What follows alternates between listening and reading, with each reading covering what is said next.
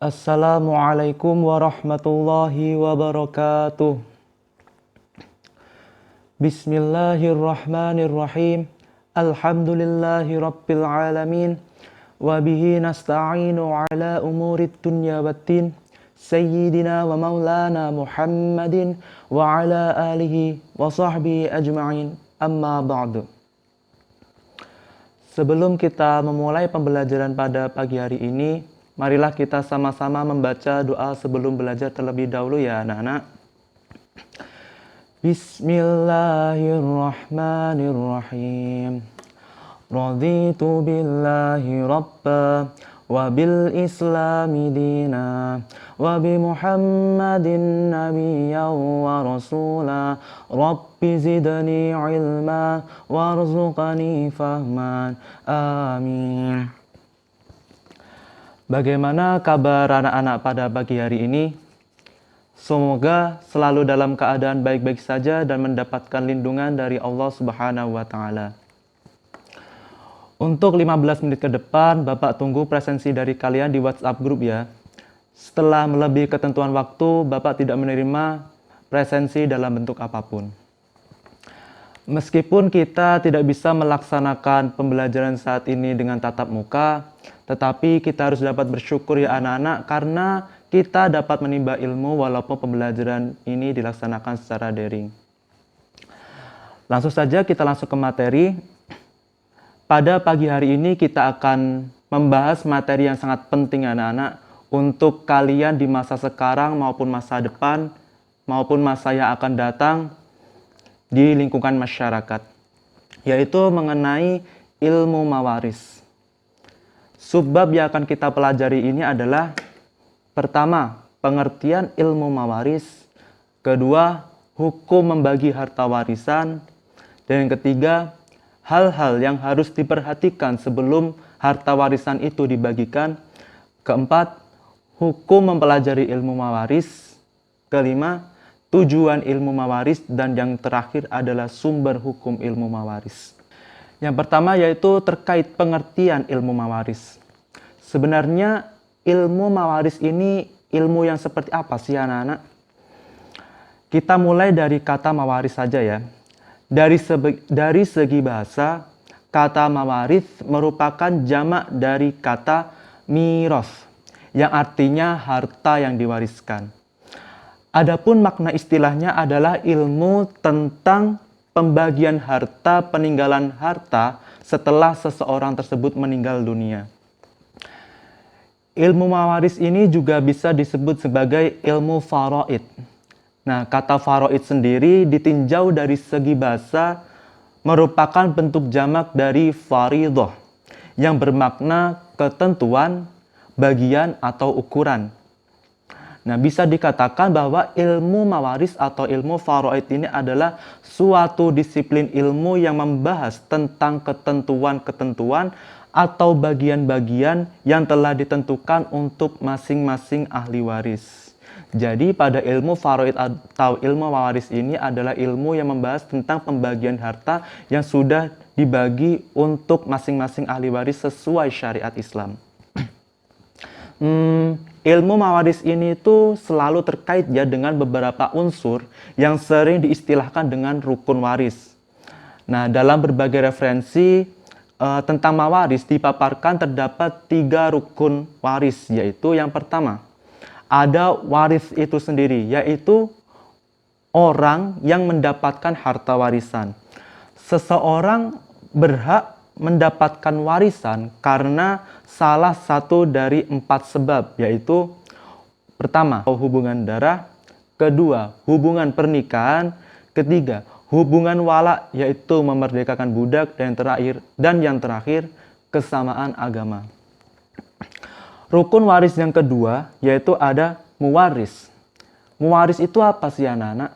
Nah, muwaris itu adalah orang yang telah meninggal dunia dan mewariskan hartanya kepada ahli warisnya. Dan yang ketiga ada maurus. Maurus itu adalah harta warisan yang siap dibagikan kepada ahli waris. Jadi ada 3 rukun ya anak-anak. Ada waris, orang yang mendapatkan harta warisan. Dan yang kedua ada muwaris, orang yang telah meninggal dunia dan meninggalkan warisannya kepada ahli warisnya. Dan yang ketiga yaitu ada maurus, yaitu harta warisan yang ditinggalkan oleh muwaris atau orang yang telah meninggal. Jelas ya anak-anak terkait materi tentang pengertian ilmu mawaris. Sekarang kita masuk kepada hukum membagi harta warisan. Seorang muslim itu dituntut untuk menjalankan syariat Islam sesuai dengan apa yang telah digariskan atau diperintahkan oleh Al-Quran dan As-Sunnah. Setiap muslim itu haruslah mentaati semua perintah atau larangan Allah Subhanahu wa Ta'ala ya anak-anak, sebagai bukti konsistensinya memegang aturan-aturan syariat. Jadi setelah apa yang diperintahkan ataupun larangan dari Allah Subhanahu wa Ta'ala, kita tetap harus mentaatinya ya anak-anak. Karena hal tersebut merupakan untuk kemaslahatan kita bersama. Demikian halnya saat syariat Islam mengatur hal-hal terkait dengan pembagian harta waris. Seorang muslim harusnya itu merespon dengan baik dan mematuhi aturan tersebut. Karena aturan warisan tersebut itu merupakan ketentuan Allah Subhanahu wa Ta'ala yang pasti akan mendatangkan maslahat bagi semua hamba-hambanya. Bahkan Allah memperingatkan dengan keras siapapun yang melanggar aturan-aturan yang ditetapkan oleh Allah Subhanahu wa Ta'ala akan mendapatkan imbalan yang semestinya di akhirat kelak. Allah Subhanahu wa Ta'ala berfirman dalam Quran surat An-Nisa surat keempat ayat 14. Bapak bacakan ayatnya ya beserta artinya. A'udzu billahi minasy syaithanir rajim. Bismillahirrahmanirrahim. Wa man ya'sillaha wa rasulahu wa yata'adda hududahu yudkhilhu naran khalidan fiha wa lahu 'adzabun muhin. Shadaqallahul azim. Artinya, dan barang siapa mendurhakai Allah dan Rasul-Nya dan melanggar ketentuan-ketentuannya, maka Allah Subhanahu wa Ta'ala akan memasukkannya ke dalam neraka sedang ia kekal di dalamnya. Dan baginya siksa yang menghinakan. Jadi seperti yang Bapak tuturkan tadi ya anak-anak, bahwa kita harus taat dan patuh terhadap perintah dan larangan Allah Subhanahu wa Ta'ala. Karena jika kita melanggarnya sesekalipun, kita akan dimasukkan oleh Allah ke dalam neraka dan baginya adalah siksa yang menghinakan. Na'udzubillahi min dzalik. Selain Allah Subhanahu wa Ta'ala berfirman, Rasulullah Shallallahu alaihi wasallam juga bersabda dalam hadis riwayat Muslim, Abu Dawud dan Ibnu Majah. Qala Rasulullah sallallahu alaihi wasallam, iqsimul mala baina ahlil faraidi ala kitabillah. Yang artinya, bagilah harta warisan di antara ahli waris sesuai dengan aturan atau kitab Allah. Jadi saat kita mendapatkan kewajiban untuk membagi harta warisan, kita harus membagi harta warisan itu sesuai dengan syariat Islam. Insya Allah anak-anak sudah paham ya mengenai materi hukum membagi harta warisan. Kita lanjut ke materi yang 3, yaitu hal-hal yang harus dilakukan sebelum harta warisan itu dibagikan. Beberapa hal yang harus dilakukan terlebih dahulu oleh ahli waris sebelum harta warisan itu dibagikan. Yaitu ada 4 hal ya anak-anak. Yang pertama yaitu zakat. Nah, kalau harta dari muwaris ini yang ditinggalkan sudah saatnya dikeluarkan zakatnya, maka zakat harta tersebut harus dibayarkan terlebih dahulu ya anak-anak. Tidak boleh dibagikan ke ahli waris dahulu. Yang kedua yaitu harta waris itu harus melakukan kewajibannya, yaitu dikeluarkan untuk pengurusan jenazah. Mulai dari membeli kain kafan, upah menggali kuburan, dan lain sebagainya. Dan yang ketiga yaitu hutang. Nah, jika mayat ini atau jika mewaris ini memiliki hutang, maka hutangnya itu harus dibayar terlebih dahulu dengan harta warisan yang ditinggalkan.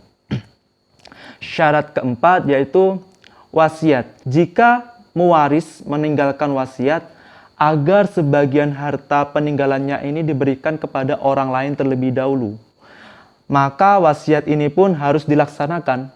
Nah, apabila anak-anak keempat hak tersebut yaitu zakat, biaya penguburan atau pengurusan jenazah, hutang mewaris, dan wasiat mayat sudah diselesaikan, maka harta warisan selebihnya baru dapat dibagikan kepada ahli waris yang berhak menerimanya. Seperti itu ya anak-anak terkait hal-hal yang harus dilakukan sebelum harta warisan dibagikan. Kita langsung ke materi yang keempat yaitu hukum mempelajari ilmu mawaris. Nah, hukum mempelajari ilmu ini itu sebenarnya apa anak-anak? Para ulama berpendapat bahwa mempelajari dan mengajarkan ilmu mawaris hukumnya adalah fardu kifayah. Nah, artinya apa? Artinya jika telah ada sebagian kalangan yang mempelajari ilmu tersebut, maka kewajiban yang lain telah gugur. Akan tetapi, jika dalam satu daerah atau wilayah tersebut tidak ada seorang pun yang mau mendalami ilmu mawaris, maka semua penduduk di wilayah tersebut menanggung dosa. Jadi tidak main-main ya anak-anak jika suatu masalah dibebani hukum fardu kifayah. Argansi ilmu mawaris ini dapat kita cermati dalam sebuah hadis di mana Rasulullah Shallallahu Alaihi Wasallam menggandengkan perintah belajar Al-Quran dan mengajarkan Al-Quran dengan perintah belajar dan mengajarkan ilmu mawaris atau ilmu faraid. Rasulullah Shallallahu Alaihi Wasallam bersabda, Ibnu Mas'ud berkata, telah menyampaikan kepada saya Rasulullah Shallallahu Alaihi Wasallam, pelajarilah ilmu dan ajarkanlah kepada manusia. Pelajarilah ilmu faraid dan ajarkanlah kepada orang lain. Pelajarilah Al-Quran dan ajarkanlah kepada orang lain. Karena aku adalah orang yang bakal terenggut atau mati sedang ilmu akan dihilangkan. Fitnah-fitnah akan nampak sehingga dua orang bertengkar tentang pembagian warisan, tidak mendapatkan seorang pun yang dapat memberikan fatwa kepada mereka. Hadis riwayat At-Tirmidzi. Dari hadis di atas dapat kita simpulkan bahwa mempelajari ilmu mawaris tidak bisa dianggap sebelah mata ya anak-anak. Namun walaupun hukum awalnya fardu kifayah, akan tetapi dalam kondisi tertentu saat tak ada seorang pun yang mempelajarinya, maka kita sebagai generasi yang paham tentang ilmu agama harus bisa mempelajari hukum ilmu mawaris dan ilmu mawaris ini berubah menjadi fardu ain. Insya Allah sudah paham ya anak-anak. Kita langsung ke materi selanjutnya yaitu tentang tujuan ilmu mawaris. Nah sebenarnya jika kita mempelajari ilmu ini apa sih tujuannya dan apa sih pentingnya bagi kita? Bapak akan jelaskan menjadi 3 poin saja. Yang pertama, memberikan pembelajaran bagi kaum muslimin agar dapat bertanggung jawab dalam melaksanakan syariat Islam yang terkait dengan pembagian harta waris. Dan yang kedua, memberikan solusi terbaik terhadap berbagai permasalahan seputar pembagian harta waris yang sesuai dengan aturan Allah Subhanahu wa Ta'ala. Jadi, insya Allah dengan ilmu mawaris ini, pembagian harta warisan akan dibagi sama rata sesuai syariat Islam ya anak-anak. Dan yang ketiga, menyelamatkan harta benda si mayit hingga tidak diambil oleh orang-orang zalim yang tidak berhak menerimanya. Kita langsung ke materi yang terakhir ya anak-anak pada pertemuan kali ini, yaitu tentang sumber hukum ilmu mawaris. Bapak mengambil sumber hukum ini dari Quran Surat An-Nisa ayat 7. Bapak bacakan ayatnya beserta artinya ya. A'udzu billahi minasyaitonir rajim. Bismillahirrahmanirrahim. Lirrijali nasibum mimma tarakal walidani wal aqrabun walin nisa'i nasibum mimma tarakal walidani wal aqrabuna mimma qalla minhu aw kathur nasiban mafruḍa. Yang artinya, bagi orang laki-laki ada hak sebagian dari harta peninggalan ibu atau bapak dan kerabatnya. Dan bagi orang wanita ada hak bagian pula dari harta peninggalan ibu bapak dan kerabatnya. Baik sedikit atau banyak ini menurut bagian yang telah ditetapkan. Jadi agama Islam sudah membagi rata ya anak-anak. Dalam artian sudah ada pembagian yang adil untuk bagian antara laki-laki dan perempuan. Untuk materi tentang sebab-sebab seseorang mendapatkan warisan, hal-hal yang menyebabkan seseorang tersebut gagal mendapatkan warisan, serta cara menghitung cara pembagian warisan, kita bahas pertemuan selanjutnya ya anak-anak. Kalau kita bahas sekarang akan sangat banyak nanti materinya. Sekian pembelajaran pada pagi hari ini. Marilah kita tutup dengan membaca doa kafaratul majelis. Bismillahirrahmanirrahim. Subhanakallahumma wa bihamdika asyhadu an la ilaha illa anta astaghfiruka wa atubu ilaik. Wallahul muwaffiq ila aqwamit thoriq. Wassalamualaikum warahmatullahi wabarakatuh.